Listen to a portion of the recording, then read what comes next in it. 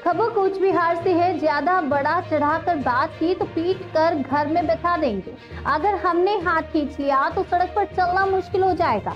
Oxford विश्वविद्यालय में मुख्यमंत्री ममता बनर्जी के भाषण के दौरान बाधा डालने के आरोप में एसएफआई को कटघरे में खड़ा करते हुए दिनहाटा कॉलेज के तृणमूल छात्र परिषद नेता अमीर आलम ने एसएफआई कार्यकर्ताओं और समर्थकों को इस तरह धमकी दी। इस घटना के विरोध में दिनहाटा कॉलेज में पूरे राज्य में तृणमूल की ओर से विरोध प्रदर्शन किया गया।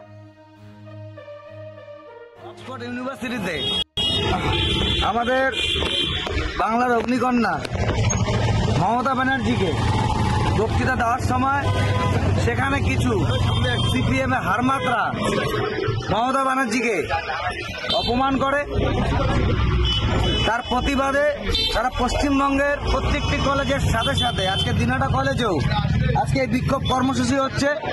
আমি সিপিএম ভাইদেরকে বলতে চাই, তাদের যদি বুকের পাটার দম থাকে তারা ময়দানে এসে আমাদের সাথে লড়াইটা করুক। তারা ওই বিড়ালের মতো কোনো ঘরের ভিতরে গিয়ে কিছু কথা বলবে, সেগুলো আমরা বরদাস্ত করি না। তাদের যদি বুকের পাটা এবং বাপের বাটা হওয়া থাকে তারা ফিল্ডে এসে আমাদের সাথে লড়াই করুক। এবং আমরা তাদেরকে একটু জায়গা দিচ্ছি বলে যে তারা সুন্দরভাবে রাস্তাঘাটে চলাফেরা এবং তাদের কর্মসূচিগুলো করতে পারছে।